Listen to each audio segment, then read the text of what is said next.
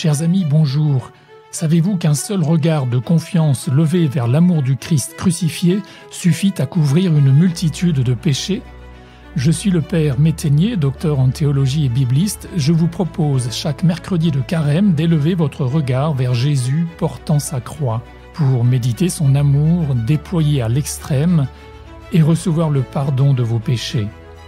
Vous fêterez Pâques avec un cœur renouvelé et plein d'un amour ardent pour le Christ.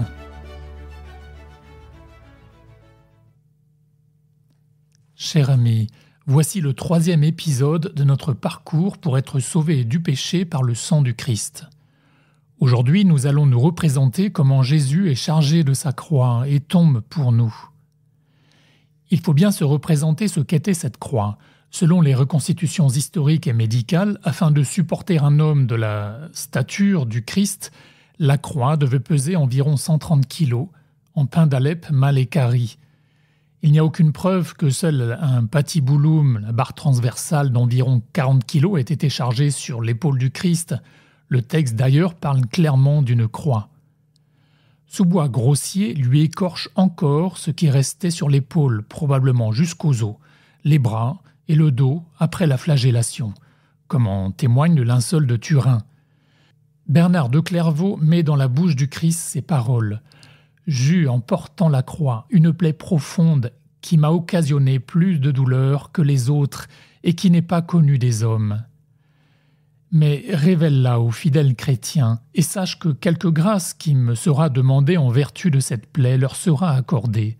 Et à tous ceux qui, par amour pour elle, m'honoreront, je pardonnerai les péchés véniels et ne me souviendrai plus des mortels. » La croix, donc, était un instrument de torture et de mort infamante réservé par les Romains aux catégories les plus basses, ce que l'on n'infligerait pas même à un animal.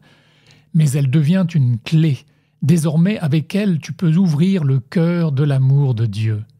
Selon une image classique, cette croix, portée par le Christ, est en réalité comme le chandelier allumé de la vérité de l'amour divin. En ayant accepté la veille le calice de sa passion, et donc à présent sa croix, le Christ démontre jusqu'où va son amour pour toi.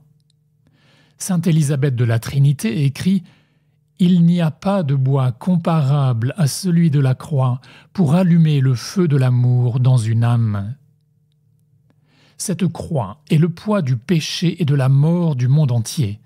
Ce poids est immense, mais combien plus encore l'amour glorieux de Dieu pour le monde.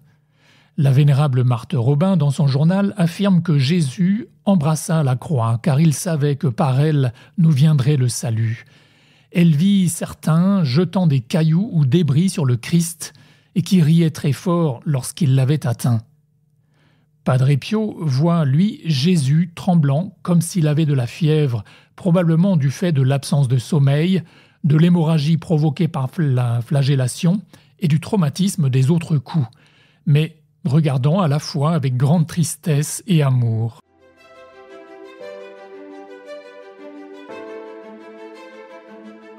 Le psaume 95 chante « Le Seigneur a régné par le bois ». Et pour comprendre ce qu'est cette croix, voyons les figures d'événements prophétiques majeurs de l'histoire sainte qu'elle accomplit.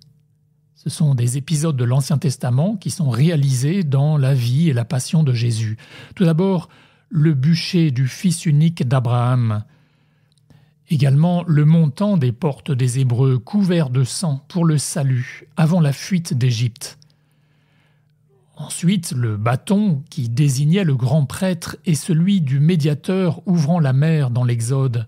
Ce bâton qui transforma en Mara l'amertume en douceur pour la vie du peuple entier. Aussi le sarment du Val d'Eshcol dans le livre des Nombres, soutenu par 2 personnes, Israël et l'Église, et portant le raisin pour le sang du Christ.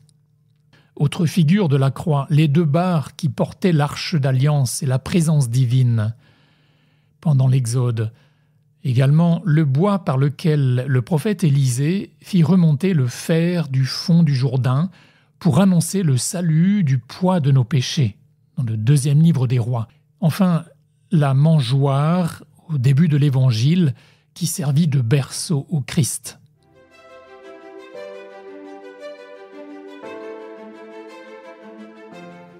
Ainsi, toujours, Jésus a passé en faisant le bien et en guérissant, selon la prédication des apôtres dans les Actes, et de manière spéciale dans ce chemin qu'il entame en une longue procession qui sera le cortège non du triomphe de ses ennemis, mais de son triomphe, sa victoire. Et dans ce cortège, Jésus tombe, et même plusieurs fois. La tradition fait mémoire de 3 chutes. Elles évoquent les chutes de Satan après la création, la chute de Satan dans l'histoire et la chute de Satan à la fin des temps. Elles symbolisent ainsi la totalité de nos chutes et que Jésus assume. De la même façon qu'il y eut les 3 tentations ou péchés fondamentaux vaincus par le Christ, les 3 reniements et les 3 confessions de Pierre et les 3 aspersions ou immersions au baptême de chacun d'entre nous. Très peu après le début de sa Via Dolorosa, le chemin des douleurs à Jérusalem, Jésus ploie et tombe à notre place. Celui qui retient tous ceux qui tombent et retresse tous ceux qui sont courbés, disait le psaume 145.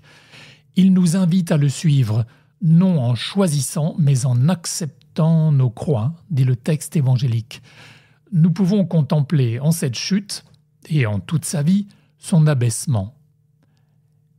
Mais qui a trop d'orgueil en soi pour reconnaître l'humilité de Dieu s'empêche de connaître vraiment l'amour divin, dont telle est la plus grande démonstration.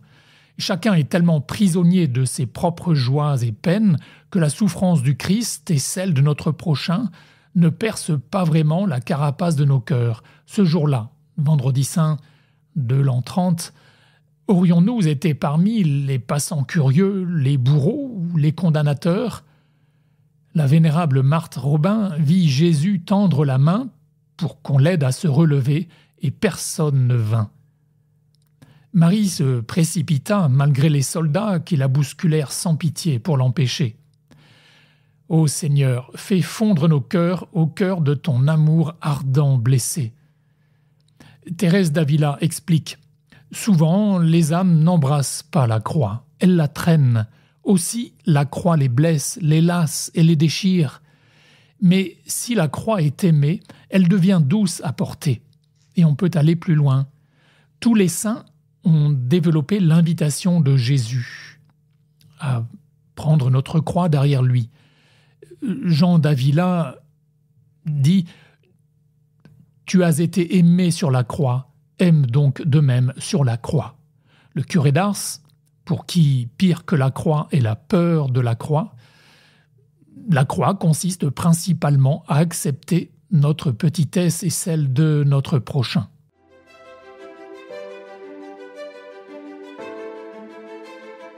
Celui devant qui tout genou fléchit, au plus haut des cieux, sur la terre et dans les enfers, s'agenouille, dans sa Via Dolorosa, devant nous. Il nous prie d'accueillir son amour miséricordieux. Il te supplie. Son sang est enfoncé dans la terre par ses chutes, et le linceul de Turin montre qu'il n'avait plus de peau des genoux au tibia. Chaque choc contre la croix et contre le sol a enfoncé encore davantage en sa tête les épines de notre orgueil. Et à chaque chute, la croix a été comme un assommoir. Ses plaies s'élargissent et se creusent. Lors de la 3e chute de Jésus, selon le tracé de la Via Dolorosa à Jérusalem, Jésus, très éprouvé, a en vue le Golgotha, qui n'est plus qu'à 40 mètres. Jésus exténué chute jusqu'au bout pour nous. Marthe Robin décrit le chemin très inégal à cet endroit et le lieu de la chute un bourbier très sale. Le Très-Haut tombe par amour au plus bas. Il a voulu tomber corporellement pour te relever spirituellement. Et Simon de Cyrène a été si indigné devant ce que les soldats infligeaient à Jésus qu'il cria avec colère, et la foule fut impressionnée, et personne n'osa plus rien dire. Jésus s'inclina doucement, un moment sur l'épaule de Simon, devenu son ami, s'abandonnant à cet appui. Jésus est ainsi mis au dehors de la ville, afin que plus personne ne soit rejeté au dehors du festin. Les chutes de Jésus sont bien pour ton relèvement et celui de l'univers entier. Il connaît toutes tes chutes. Patiente devant la faiblesse de ton prochain, pardonne sans retour ces chutes, car Jésus a chuté pour chacun de nous.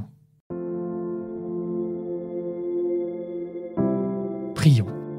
Accompagnons donc Jésus pour qu'il nous guérisse, demandons-lui pardon, de faire peser sur lui-même et sur les autres tous nos péchés et leurs conséquences. Puisque le Maître est tombé avant nous, ne refusons plus nous-mêmes de confesser humblement chacune de nos chutes.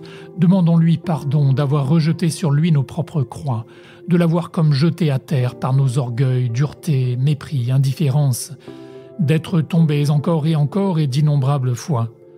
Demandons-lui pardon pour tous nos refus de le servir. Demandons-lui pour tous la grâce, comme fruit de ces chutes répétées, de ne nous scandaliser que de nos propres péchés et de transformer nos humiliations en humilité, de ne jamais nous habituer à tomber et d'exercer pour celui qui tombe non pas l'accusation mais la compassion en allant à son secours. Intercédons pour tous ceux qui n'en peuvent plus, ceux dont le corps ou l'âme est écrasé. Merci de m'avoir écouté. Si ce podcast vous a plu, n'hésitez pas à le partager autour de vous et à laisser un commentaire sur les plateformes d'écoute et les réseaux sociaux, les podcasts de FC, Famille Chrétienne, pour faire bénéficier de ce podcast à un maximum de personnes. Et pour aller plus loin, n'hésitez pas à télécharger l'appli Conversio, élaborée par une équipe de laïcs et de prêtres missionnaires de la Miséricorde divine. Cette appli vous propose de vivre un carême édifiant, stimulant et fraternel, grâce à des enseignements, la possibilité de visualiser vos efforts d'ascèse et le soutien de toute la communauté de ces priants. Bon carême et à la semaine prochaine.